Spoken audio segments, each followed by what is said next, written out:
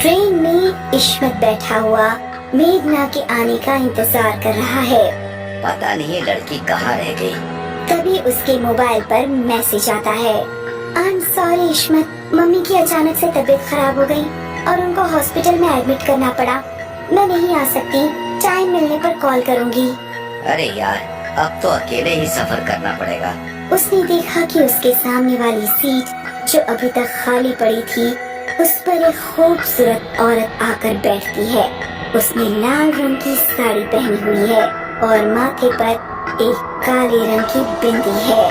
मौसम कितना बढ़िया है, हल्की बारिश भी शुरू हो चुकी है और अगर इससे बातें शुरू हो जाए तो सफर अच्छे से कटेगा। वो औरत अपनी बैग की जिप खोलने की कोशिश करती है, लेकिन उससे जिप नहीं खुलती। लाइए, मैं आपकी हेल्प कर देता हूँ। इस्मत को वो औरत बैग दे देती है और वो उसकी जिप खोल देता है। शुक्रिया, पता नहीं कैसे जाम हो गई थी। वैसे आप कहाँ जा रही हैं? मैं दिल्ली जा रही हूँ, मेरी बेस्ट फ्रेंड की शादी अटेंड करने। अरे वाह, मैं भी अपने दोस्त की वेडिंग अटेंड करने ही जा रहा हूँ। मैं गाजियाबाद तक जाऊंगा। चलो ठीक है, गाजियाबाद तक तो कोई है जिसे बातें करते सफर कर जाएगा। सुनकर इस्मत मुस्कुराता है। मेरा नाम इस्मत है और आपका? मैं यक्षिणी हूँ। सुनते ही इस्मत अचानक से डर गया। रक्षिणी। अरे आप तो डर ही गए, मैं तो मजाक कर रही थी। मेरा नाम असल में पल्लवी है। सुनकर वो अपने मुंह से हवा छोड़ता है और चैन की सांस लेता है। आपने तो मुझे डरा ही दिया था। ट्रेन अब चलने वाली ही होती है। उसी टाइम मेघना आती है और अचानक से उस औरत के बराबर में इस्मत के सामने बैठ जाती है, जिसे देखकर इस्मत खुश भी हो जाता है और चौंक भी जाता है। अरे तो तुमने मैसेज किया था कि तुम नहीं आ सकती। अरे वो तो मैंने बस एक छोटा सा मजाक किया था। तुम भी ना मजाक में कुछ भी बोल देती हो। ट्रेन तेज रफ्तार से चलने लगती है। इस्मत ने उन दोनों का इंट्रोडक्शन करवाया और तीनों बातें करने लगे। तभी एक अधेड़ उम्र का आदमी आता है और चिल्लाकर कहता है, आज अमावस्या की रात है। आज की रात इस ट्रेन में एक डायन घूमती है, सब अपना ध्यान रखना। कहकर वो आगे चला जाता है। ट्रेन में बैठे सभी लोग एक दूसरे से कुछ न कुछ बोलने लगते हैं। ये अंकल ऐसा क्यों बोल रहे थे? अरे मुझे तो वो बुढ़ा पागल लग रहा था। आज के टाइम में डायन, कितनी अजीब बात है यार। एक आदमी सामने वाली सीट पर जो काफी देर से बैठा होता है, वो सिगरेट पीने लगता है, जिसका धुआं पल्लवी की नाक तक आ रहा होता है। कितना बदतमीज आदमी है।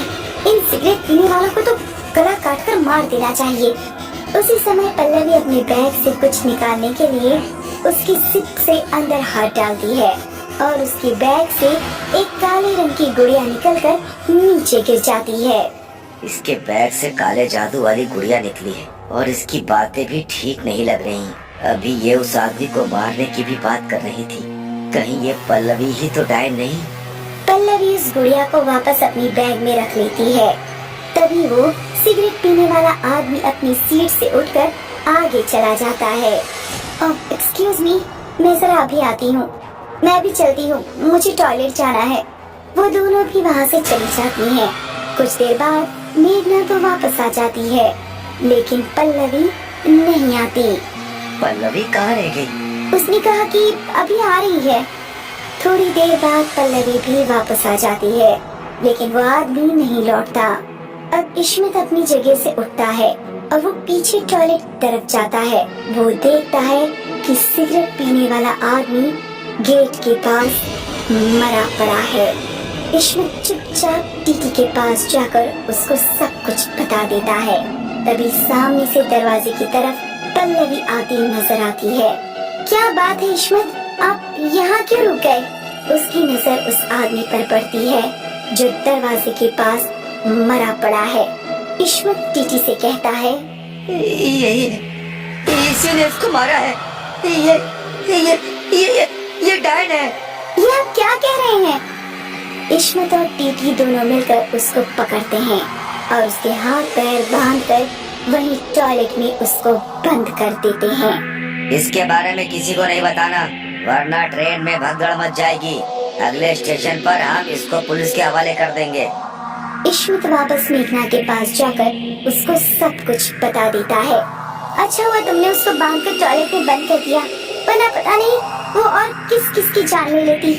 मेघना सामने देखती है तो टीटी आता हुआ नजर आता है। वो उसको देखकर न जाने क्यों उठकर चली जाती है। मैं जरा अभी आती हूँ। इश्मित सोचने लगता है कि इसको अचानक कहाँ जाना पड़ गया। वो लड़की जो सामने बैठी थी, क्या वो आपके साथ है? जी हाँ, आप दोनों के टिकट दिखाइए। इश्मित अपना टिकट दिखाते हुए कहता है, उसका टिकट उसी के पास होगा। टीटी चला जाता है। तभी इश्मित के मोबाइल पर मेघना की कॉल आती है। वो रिसीव करके कान पर लगा लेता है। क्या हुआ मेघना, तुम कहाँ रुक गई? सॉरी इश्मित, मैं नहीं आ सकी। मम्मी की तबीयत अगर ठीक होती तो मैं जरूर आती। तुमको बुरा तो नहीं लग रहा? ये सुनकर इश्मित डर जाता है और उसको मोबाइल छूटकर नीचे गिर जाता है। अगर मेघना घर पर है तो मेरे साथ कौन है? वो सामने देखता है तो टीटी भी दिखाई नहीं देता। इश्मित मोबाइल उठाकर जल्दी से टॉयलेट की तरफ जाता है और पल्लवी के हाथ पैर खोलकर उसको आजाद कर देता है। जो लड़की तुम्हारे साथ सफर कर रही है वही असली डायन है। मैंने इस ट्रेन के बारे में बहुत कुछ सुना था, इसलिए मैं उसको मारने यहाँ आई थी। मुझसे गलती हो गई। वो मेरी दोस्त के रूप में आई थी, इसीलिए मैं उसको पहचान नहीं सका। पल्लवी इश्मित के साथ सीट पर जाती है और अपने बैग से वही गुड़िया निकालकर उसमें एक लाल धागा बांधती है और फिर वो दूसरे दरवाजे की तरफ जाते हैं, जहाँ पर उसको दिखाई देता है कि टीटी की गर्दन पर मेघना अपनी दांत गड़ाए खड़ी है और उसका खून पी रही है। इस टाइम वो बहुत डरावनी लग रही होती है और अपने असली रूप में आ जाती है। टीटी भी मर चुका था। इसमें टीटी को उससे छुड़ाने की कोशिश करता है। डायन इश्मित में उलझकर रह जाती है।